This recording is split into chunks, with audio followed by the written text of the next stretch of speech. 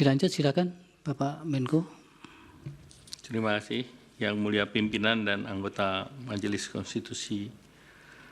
Pertama saya ingin menambahkan tadi terkait dengan subsidi, kami tegaskan kembali bahwa dalam Perlinsos itu yang terbesar adalah subsidi energi.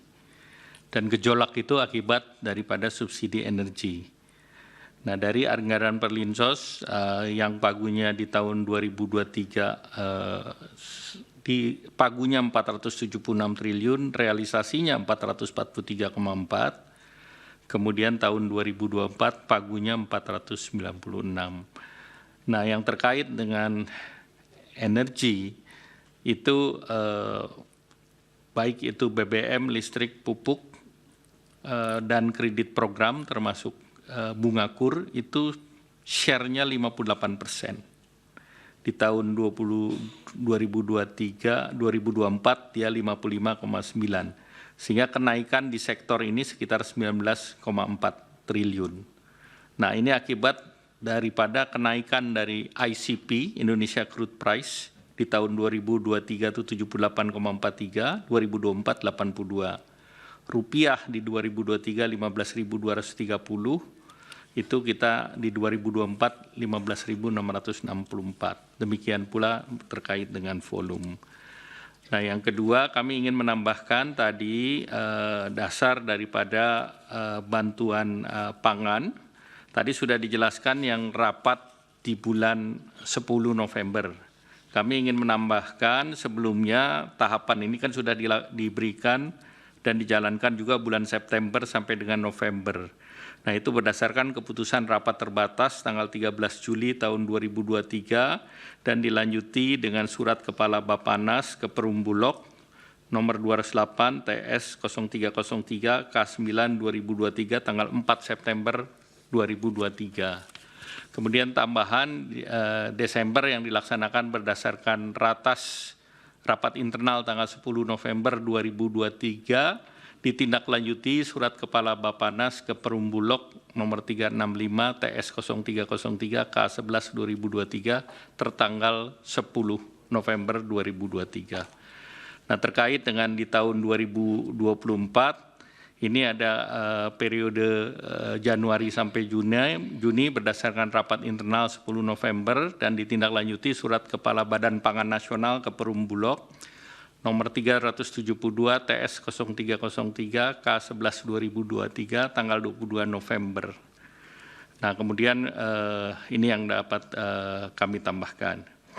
Kemudian tadi pertanyaan dari Yang Mulia Bapak Arief Hidayat terkait dengan Bulog, tentunya ini bagian dari penugasan di Kementerian BUMN. Kementerian BUMN selaku pemegang saham daripada Bulog. Jadi itu murni di BUMN.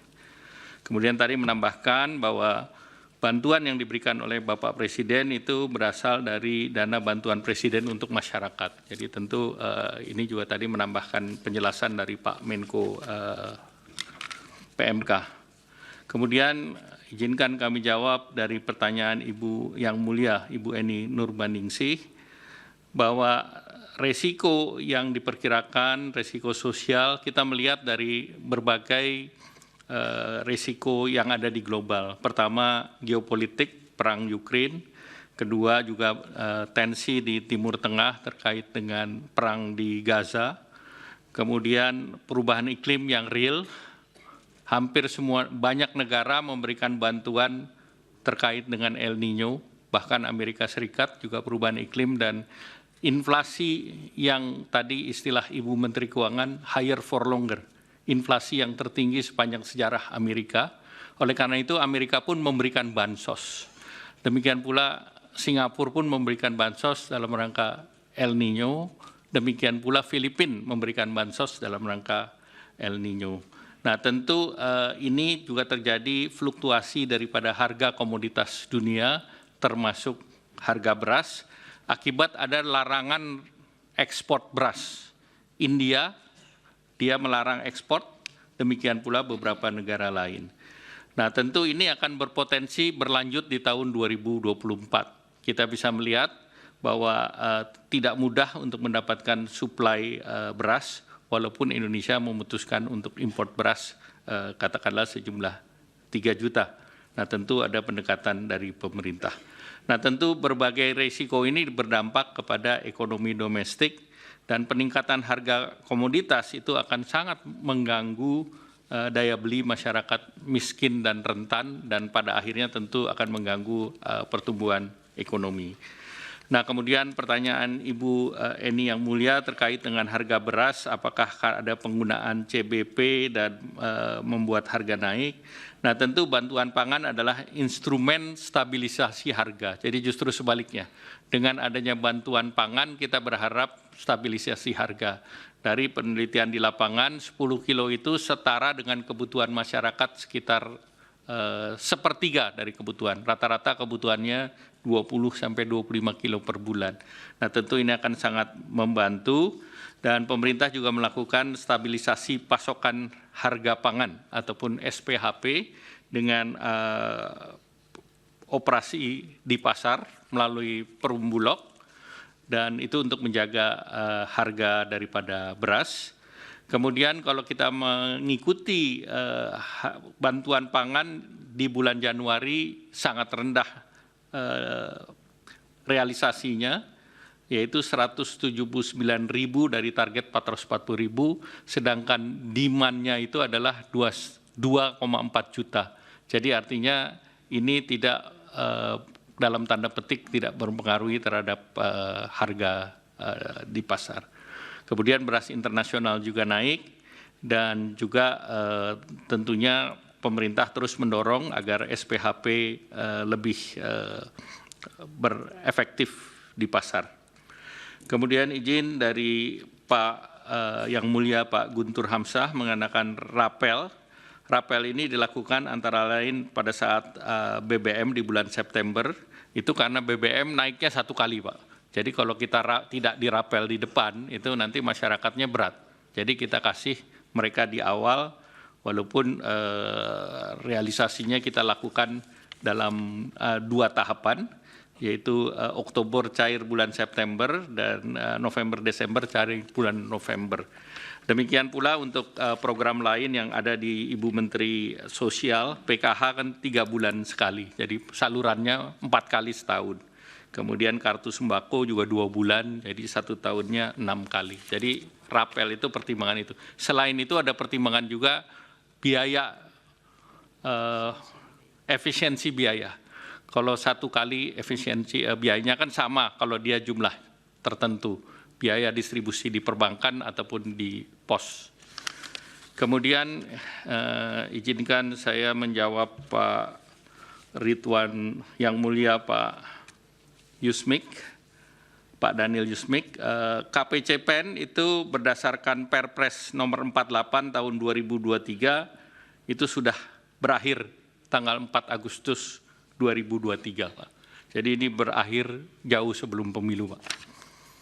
Kemudian izin Pak Yang Mulia Pak Saldi Isra,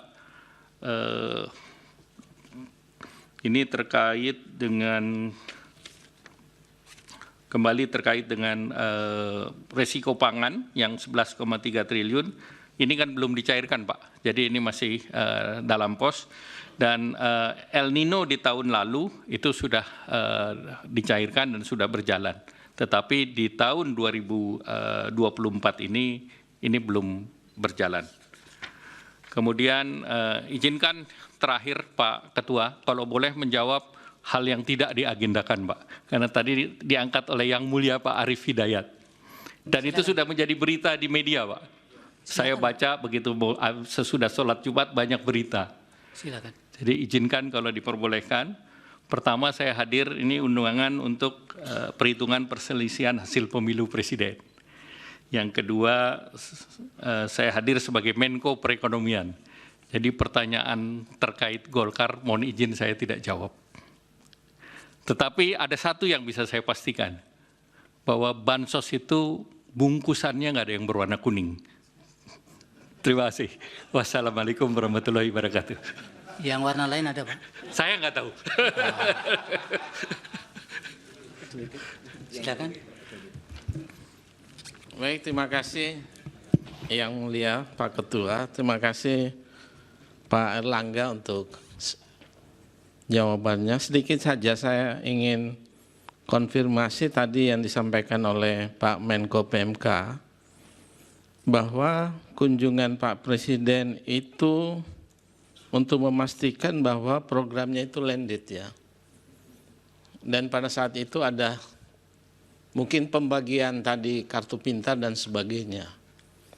Nah, barusan Pak Erlangga menyampaikan bahwa Presiden itu ada dana bantuan Presiden bagi masyarakat.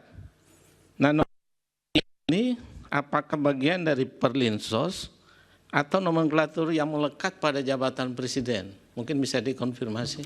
Jadi nanti Bu Menteri Keuangan akan lebih menjelaskan, tapi pada prinsipnya ini sebagai hal yang melekat dengan Bapak Presiden. Sekian, terima kasih. Dan kedua terkait dengan kunjungan beliau, apa yang disampaikan Menko PMK, karena beberapa program yang di bawah koordinasi ekonomian, seperti kredit usaha rakyat, kemudian kartu prakerja, kemudian pada saat penanganan COVID, itu bantuan kepada kaki lima nelayan, itu Bapak Presiden juga turun mengecek langsung di lapangan. Dan di beberapa tempat saya mendampingi beliau. Demikian, terima kasih. Baik,